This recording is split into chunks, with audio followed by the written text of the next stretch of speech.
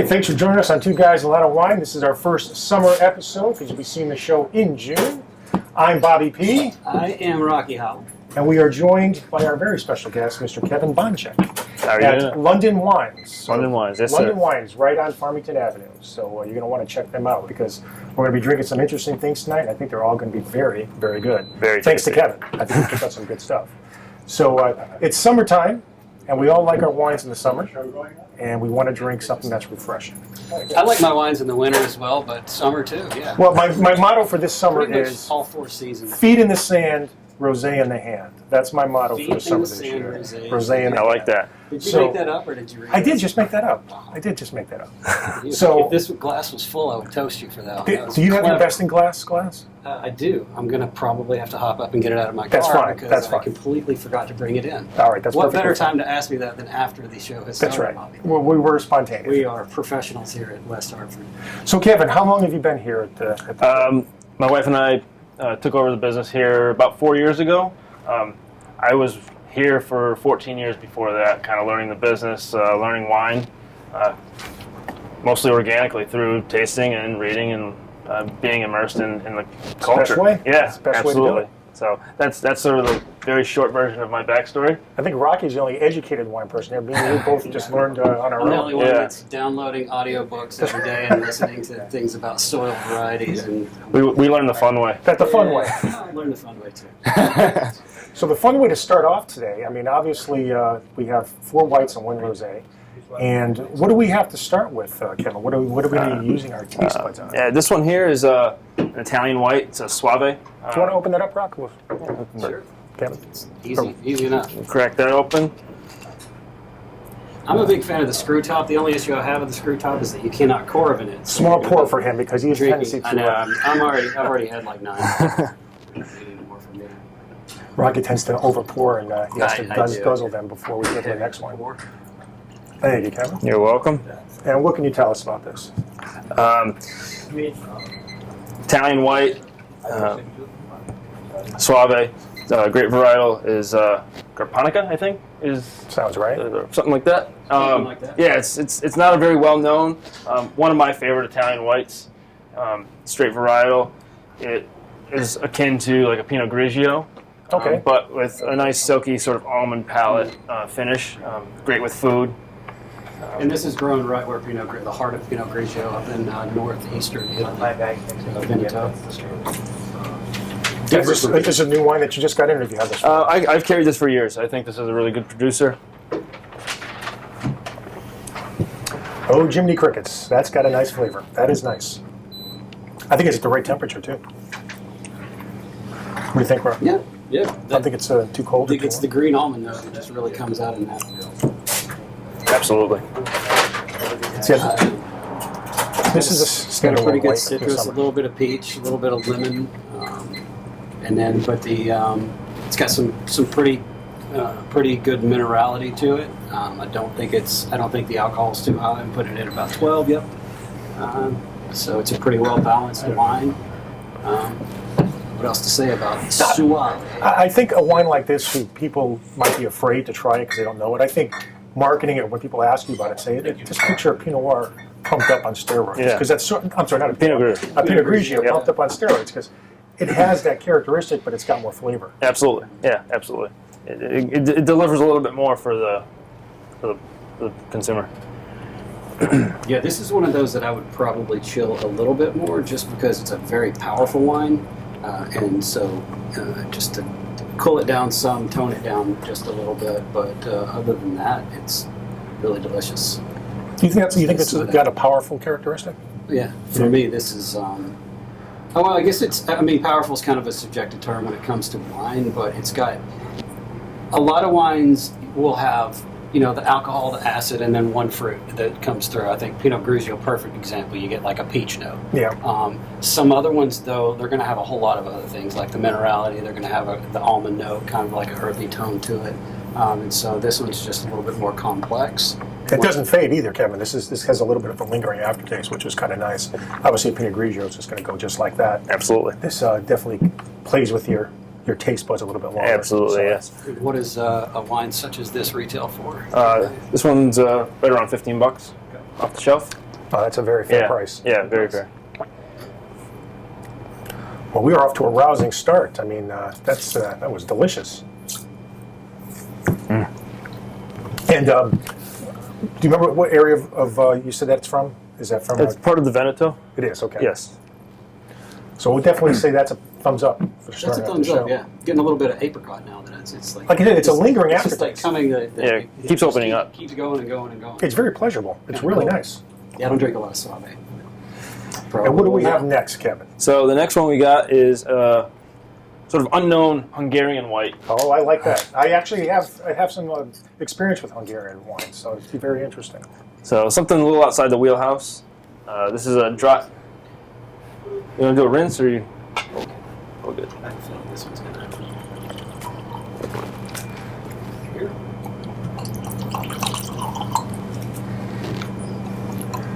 Thank you, Kevin. You're welcome.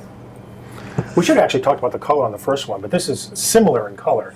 I think they're both very, when it comes to the what we're seeing in regards to color, very that light strawy color. I mean, almost. Yep. There's not like it's not dark or anything. No. These are. Can you see the alcohol content on that? What is this one? About 12 and a half. So we're still in the 12. So range. similar in style. Rich, elegant, very floral. You get some like white peach on the nose. Great with salads, sushi, kind of lighter meats. Ferment's usually, done in a sweet style, but they also do like a nice dry style, and I really like the dry style. And I mean, for the value in this bottle, I think it delivers. This almost has an effervescence to it a little bit of a sizzle on the mouth. I don't A know if little that's bit of like a tingle, like a chocolate kind of thing. It's frizzante. I guess I can. Yeah, that's what I was thinking of for Frizzante. Yeah. Secondary. Very, very mineral. Carbonation. I like that. Yeah. Do you know anything about this particular vineyard? Have they been making wines? Have they been around a long time? I believe they've been making wines for quite a few years, but I don't know a whole lot about the vineyard. It's interesting because a lot of people don't realize a lot of places in Europe, Hungary, they've been making wine for thousands of years, just like they have in other areas of Europe. Yeah. But they sort of go under the radar a lot. And there is some interesting things that come out of Hungary. I think they have an after dinner wine. I think is it Tokai? So this Tokai? So this is a Tokai. So that's the region in Hungary that these grapes are grown. That must be where most of them are then in that particular area. Yeah. So a lot of the after dinner drinks, the Tokais, are a ferment grape. Yeah. Generally done similar to like a Riesling or an ice wine or something like that. Yeah, typically sweeter, but they can do them in a drier style. No, I should have asked, and remember, you may have note, can these be aged, or do you have to drink these within a few years? I tend to like to drink these fresh. Mm-hmm. They don't have the tannin structure, and I don't think I would age this. Yeah. I think this has a tendency of getting really funky after about 3 or 4 years. And what was the date on our first vintage in the first? So one? this one, the first one, this was 2020. Okay. This is 2020. This one's actually got a little bit of bottle age on it. It's 2018. And I like the floral aspect of this. It's like it's got a lot of like white flower notes to it. Yeah, it does. It's very peach. mild, but it definitely has that particular what you're talking about. It really does. aged wine is an interesting topic, right? Because it's all perspective and preference. It is, aged whites.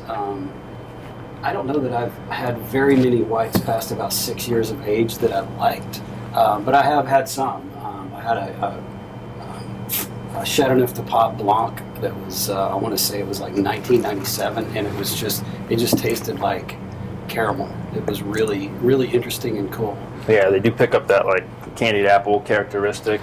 And I'm assuming whites have to be stored a little bit better than your average red, so you have to be careful how you're storing your wines. If you're going to have a lot be careful of how you whites. store all of them, really. Are whites a You little bit don't more sensitive to heat than, say, a red wine would be? Or no, they're all pretty so sensitive to as heat. long as it's the same temperature You don't variant? want to store them above about 70 degrees ever. I mean, it's just...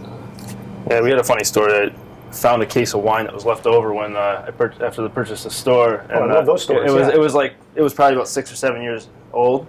It was an inexpensive Chardonnay from California, and I did an experiment one day. And I popped the bottle of that, and I popped the fresh bottle, and did the comparison. And you can see the color difference. You know how white wine as it ages gets darker in color whereas red wine gets lighter in color. Yeah. You know, it was very interesting. It took on all those candied apple kind of components. I didn't prefer it, but there was a customer in the store at the time, and he's like, "Oh, can I have a taste?" And I let him taste it, and he loved it. So, you know, I let him take the bottle home. The cool thing about coloring in the wine is that you've got two types of oxidation. You've got the enzymatic oxidation, you've got oxidation proper. One kind of changes the flavor of the wine, but the other changes the color of the wine. And if you take an apple and you slice it in half and you leave it on the counter, you've never done this, the apple turns brown, right? Yeah. And so that is the oxidation that's happening to it. And the same thing happens in wine. So in white wine, it's going to become more of like a golden color, but in red wine, it's going to be more of like a brick color. But it's the same thing that's happening. The same color is happening. It just looks different in white wine than it does in red wine. That's why we love Rocky. He gives us that technical information. That's it. You can't beat that. And what we love. sometimes my wife will be on the show with me, and she's like, "Oh my God, can you please stop? You didn't shut up." It's like, "Oh yeah." So before we go into our next several wines, anything coming on in the shop, or anything going on, or any special wines coming in that you might want to talk about over the next couple months? We're going to taste a couple of these coming up. I mean, we've got some cool summer whites that we like to run with through the warmer months that are just awesome patio pounders. You know, you get out there and Love our patio pounders. and enjoy those. As far as events, we do have tasting bottles available at certain times, either wines or spirits. No other events planned at the moment. Maybe we could just stop in the shop and ask if there's anything. Yeah, absolutely. Just stop in, call. We're happy to chat with people. You know, it's what we do. Sharing wine knowledge. That's exactly what it's it. all about. So I'm not overly familiar with our next wine, so I think we have another 2020 provided by Kevin. And, By the way, we wanted to rate that last wine. I give that one a thumbs up. No, that's a thumbs up. Yeah. Two thumbs up. absolutely. And did we ask about the price on that one yet? $11 a bottle. Oh my God. Yeah, That's insane. value wine at its best. Mm-hmm. That really bugs me because so many people won't try that because it doesn't look familiar to them. And they're really missing out, especially at that price point. They're just really missing out. It's on just good one there, flavors. Pinot Grigio, And it's That's New Zealand Sauvignon Blanc, and it's a white wine in a dark bottle. I mean, it screams, It "Don't just- try yeah, me!" I But think you know, it sure it does. protects the wine, and it's delicious. And both these wines would be delicious in the summer, whether you're at a barbecue, whether you're cooking up some fish or chicken. They'd go spectacular. So thumbs up for both of them. Excellent. You guys ready to move on to this one? Oh, absolutely. yeah. So the next one we got here is a little Southern France specialty, Uni Blanc Colombard, the grape varietals from the Côte de Gascon region. Another, I think, amazing value wine. Cap didn't quite come The off all cap the way. didn't pop off of that one. Look at that. Oh, It was that like was nice. that was like champagne. Now I got to say that's the first time we've ever had a white wine pop on the show in 10 years. I have never seen that happen. That is We have a phenomenal. secondary oxidator. Let's see what happens here. Oh no, it's not. It's not bubbling up. We can get another bottle. That really didn't was work. phenomenal. No, it's fine. I think the cap just No, that's. Now that's going to was look great on nicely TV. nicely sealed. And was this a 2020? So that's a 2020. 2020, okay. And we dealing with the same alcohol content? So this is a little bit lower alcohol content. It's 10.5. Well, that's going to be, now that'll be agreeable to a lot of our viewers because sometimes they want to have the lower alcohol in the summer because, let's be honest, we all drink more in the summer. So sometimes you want a little bit lower alcohol content in the wine. Yeah. Well, I mean, me and Rocky don't, but And this some is- of the viewers might. Well, if you're drinking a porch pounder and you're going to pound it on the porch, you probably don't want one north of 16% alcohol. You want something a little on the lower side. And this is a porch pounder. This is actually quite tame for Uni Sure Blanc is. blend because I've had some that the green element that you get in a lot of like Chilean wines and New Zealand Sauvignon Blanc. It's a lot of these Uni Blancs can just smack you in the face with that grass. This is actually pretty subtle, which is a compliment for this particular varietal. I like this one. Very subtle, but you still get that. It's very subtle. Yeah, it has a flavor profile to me that's similar to something you get in like a New Zealand Sauvignon Blanc. Yes, that's just what I was thinking. No, it's got a little bit of a Instead of a tongue kiss, it's more of just a soft lip kiss yeah, but with instead that of having citrusy like that thing. passion fruit, like green or the grapefruit, the pink grapefruit thing, it's more of like a lemon and grass thing. And this is a wine that is a really good deal typically too for in the wine world. What do you think at this temperature, Rock? It's good. Yeah, you can drink it at this temperature. Yeah. Yeah, this is really good. I got to say this. I've been really impressed with our first three, and I do drink a lot of whites in the summer, and neither one of these have I had, and we will be making an appearance on the Bob and Rocky many numerous party times this summer. Yeah. Really good, really good. Yeah, so when I get an herbal wine like this, typically want to pair it with like fish, seafood, maybe like shellfish. It would go well with Oysters. Asian food. Would go well with. Asian food, Yeah. yeah, that would pair very well with that.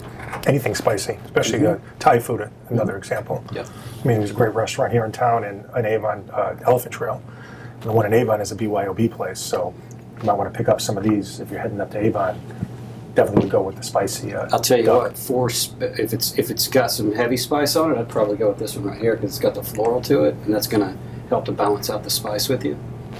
Yeah. All three of these are great for summer dishes that people are cooking up outside on the grill. Yeah, Or this is not rare filet mignon wine here. This is definitely on the fish, chicken side of things.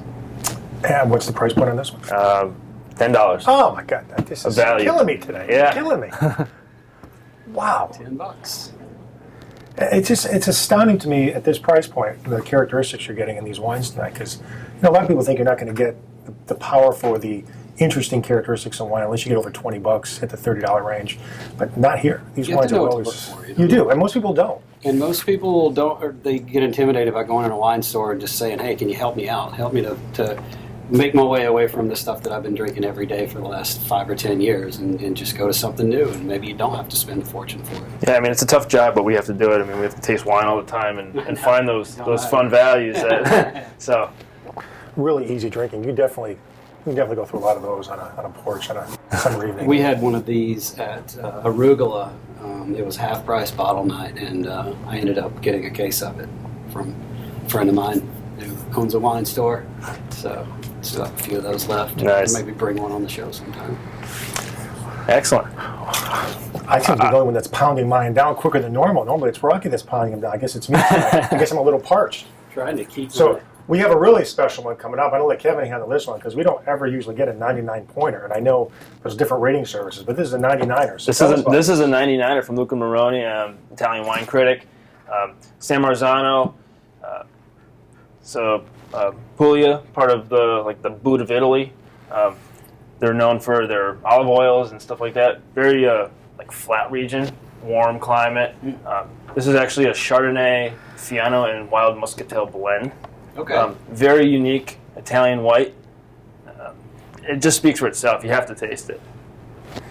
Load me up. I wish you could have hit that 99 point label until afterwards. You get a little bias. Yeah, He was yeah. sending me a text earlier today. He's like, I can't wait till you try this wine. So there's Kevin's not messing around with these scores. I think you're gonna want that one. You don't need a have to. countdown or something.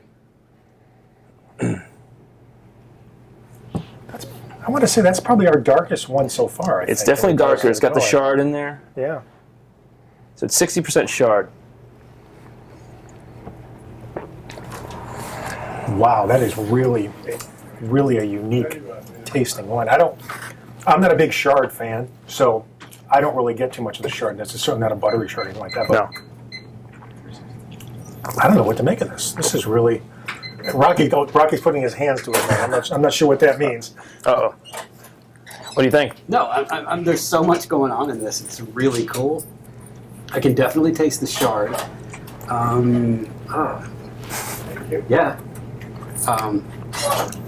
If I was blind tasting, I used to be in a group that did kind of competitive blind tasting. If someone handed me this, I would just be like, I don't know. I couldn't even. There's no. It's like. I get like sun-ripened peach on it. Mm-hmm. Yeah. And this is a 13 pointer, so a little bit higher than. I think it's might be our highest alcohol content wine. I think it's 13%. 13%? Yeah, 13.5. 13.5. Is that our highest? I have the highest white Our highest thus far. tonight so far? Is that For the right? night, yeah. You wouldn't get it though. I mean, it's certainly that Chardonnay does kick in a little bit afterwards, but I would not certainly classify this if I just drank this blind as a Chardonnay. It definitely has something else going on in it. I mean, it's not a Chardonnay, but I mean, It's got some peach. It's got some apricot. It's definitely got. It doesn't have. I'm I'm trying to search for, because I know it has Chardonnay in it, I'm trying to search for that butter note that you get when it undergoes malolactic, and I'm not really getting a buttered note from it. Not at all. It could be very tiny. Do you know if It's aged in French barriques for on the lees for a period of time. I think it's certainly it's on the lees for I think 4 months. So it adds to that sort of creaminess. Yeah, like a bread note. Yeah. Exactly. Okay. Another. Yeah, this would be good with like a buttered croissant with some orange marmalade or something like that, or like an apricot. It's I don't know where I'd go with this. Every one of these wines is so unique tonight.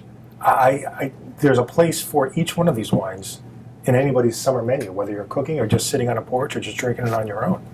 But it's cool to evaluate the wines, because you saw how we had the pale straw that was going on over here. Now we got this darker one, and it's got more of the consistency of maybe whole milk as compared to skim milk, which was kind of in a couple of them that we had down here. I mean, it just coats your mouth. I mean, this is a really cool wine. Yeah, I would probably say this one coats the interior a little bit more than the other one. Absolutely. And what's the price point on this one? This one comes in at $19 a bottle. All right, that's our highest point. It deserves it because it's really spectacular. Yeah, a lot of these Southern Italy wines, sometimes they just have this really funky kind of almost plasticky note that they get to them, and this definitely does not have that. That's what makes me shy away from them sometimes. But when you find a gem like this, that's a really cool wine. I like it. Thumbs up. I'm glad you guys dig it. Yeah. And we're going to have time because I think we have like 4 minutes left or whatever to go with the rosé. And I'll let you guys finish up the wine as I'm talking about this. So I found this rosé, and I drink a lot of rosés, and generally I don't drink a lot of California rosés. But the Day Owl, which I first was drawn to because I love the title, instead of Night Owl, it says Day Owl, and that's when I drink most of my rosés in the summer, is in the day. But I drink plenty at night. And it's a California one, and it's a Barbera grape-based rosé. So I found that pretty interesting. And I know I always like challenging Rocky to see what he thinks of different varietals of rosé. And this one is a little on the darker side, and I think it should prove interesting. Why don't we use our fresh glasses? Sure. Yeah, Barbera is, the people up in Piedmont, this is what they drink at home. They're famous for their Barolos, Barbarescos, the Nebbiolo grape, but they really tend to drink a lot of Barbera. With the alcohol content on this, I don't have my glasses on. Maybe you can see that right down the bottom. What do we got? 12.5? 12.5. So that's certainly an approachable and doable level for most people. Ooh. This got very good reviews when I did some research on it. I mean, I bought it sight unseen or sight untasted.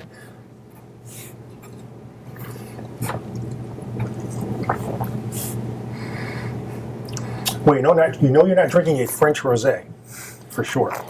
It's not like strawberry and watermelon and that Provence. Pretty much whatever you have in Provence. God, I wish I brought one in. Well, we don't have time anyway. To compare them side by side, this almost tastes like a Pinot Noir, like a Sancerre Rouge, like it was made with Pinot Noir. This might be an example of a rosé that you could do with a barbecue, a burger or something. I mean, most rosés you can, but I think this one you probably could do with a burger or a steak. I personally think rosé is one of the most versatile wines out there, as far as I can drink rosé with a steak. I know most people might not like that, but for me, it's just it's so easy drinking that it just goes down with whatever you're having with it, or with nothing, which is my preference. And I will say, at this temperature, and it's been sitting now for 35, 40 minutes since we set up. It's pretty damn good. It's holding up well for a rosé, and I've always said I like my rosés really. Rosé and champagne have to be just almost freezer cold for me. Whatever it takes for it starts forming ice crystals in it, take it 1 degree hotter than that, and that's where I like my rosés and champagnes. And do you carry a lot of rosés here in the store? Oh yeah, we have quite a few, and pretty good selection of heavily French, but some Italian rosés, some domestic California, Oregon. Pinot Noir based rosés, some Sangiovese based rosés. I mean, I tend to like all rosés, but I'm still prone to like French rosés better. But occasionally a gem is going to come up like this that's going to surprise me. And I got to say it, I'm pretty impressed. And this price point for a full-size bottle, I think, is around the $15.99 range, which is certainly, once again, an approachable price point for most people if they're looking for wine. Yeah. And the cool thing about this store, if you're lamenting the fact that you can't purchase wine in grocery stores, you're right at Stop and Shop. It's within walking distance right over here, so it's Absolutely. practically like having it in the grocery store. Like it's a close location. Stop and Shop, Farmington Avenue. Yeah, easy in, easy out. You know, it's right there. You can cross the street. Actually, it's also another wine that in the summertime that is good. Besides just drinking on its own, I think this also would go good with seafood. I think you could probably drink this with seafood also. Yeah. Whether it's whole-belly clams or if you're down at the shore somewhere. I'm hesitant to give my opinions on what to pair rosé with because most people disagree with me. But like a nice salmon. Would you go salmon with this? Yeah, I would go salmon with this. It'll hold up to that. I think the one thing that people say goes well with rosé that I completely disagree though is like a honey baked ham or like maybe a salted ham. But people like to do rosé for Thanksgiving, and I'm just thinking, I gotta say, ham is one of the toughest things to drink with, and I don't usually actually drink a lot of wine when I'm You have having to a ham. get a super acidic, super dry, like an Austrian rosé, something that's not. You can't do it with something like this. It's not going to work. But this is a thumbs up for me too. Absolutely. So I don't have my best in wine glass. I didn't get Is it behind you, or where is It's it? in the car. Oh, it's in the car. I don't know. So you know what? Is it going to do a Why don't you use one of your empty glasses to? What is our best? hard Poland Spring and look at it? Yeah. So what is our best in glass tonight? I have my opinions. I mean, I think we're all going to three agree on the same one. I know what mine is. It's going to be the Etta? the Etta. Yeah. They're all close to me. I'm not going to lie. But you know what? My bias. I like the Hungarian. Okay. So only because I have a little bias towards Hungarian wine because I've been there. I've been to Hungary, but I'm going to go with the Hungary. But this is so close. I mean, so close. It's razor thin. So I'm still outvoted. So that is still the best in glass tonight. That is my choice as well. So thank you very much, Kevin. Thank you guys. And actually, thank you for all the Thanks for having wines us tonight. out. They've been delicious. Very, Yeah, very generous. you're welcome. of you to share your delicious wines with us today. Absolutely, it's my pleasure. And once again, the show is going to be airing in June. We will be in full summer. And I adopt our line for the summer. It's feet in the sand, rosé in the hand. And until next time, keep Rocky, Kevin, and did I say? I said Rocky and Kevin. There's keep only all three of of us us. in your In your wine wine cellar. cellar.